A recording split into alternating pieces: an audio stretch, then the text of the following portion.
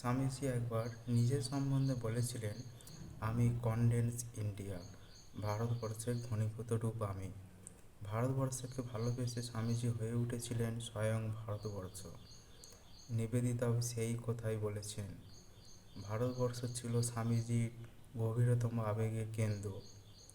ভারতবর্ষ নিত্য স্পন্দিত হতো তার বুকের মধ্যে, প্রধ্বনিত হতো তার ধমনীতে। ভারতবর্ষ ছিল তার দিবা স্বপ্ন, ভারতবর্ষ ছিল তার নিশীথের দুঃস্বপ্ন। শুধু তাই নয়, তিনি নিজেই হয়ে উঠেছিলেন ভারতবর্ষ। রক্ত মাংসে গড়া ভারত প্রতিমা। ভারতের আধ্যাত্মিকতা, তার পবিত্রতা, তার প্রজ্ঞা, তার শক্তি, তার স্বপ্ন এবং তার ভবিষ্যৎ, সব কিছুই তিনি ছিলেন প্রতীক পুরুষ।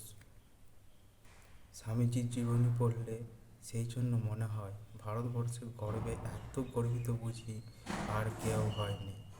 ভারতবর্ষের দুঃখে এত বেদনা আর কেউ বুঝি পায়নি।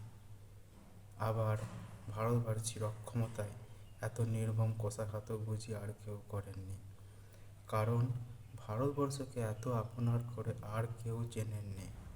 মা যেমন সন্তানের সুখ দুঃখ, ভালো মন্দ, দুর্বলতা, প্রয়োজন, বিপদ এবং সম্ভাবনার কথা সন্তানের নিজের চেয়েও বেশি করে জানেন, ঠিক তেমনিভাবেই স্বামীজি ভারতবর্ষকে চিনেছিলেন।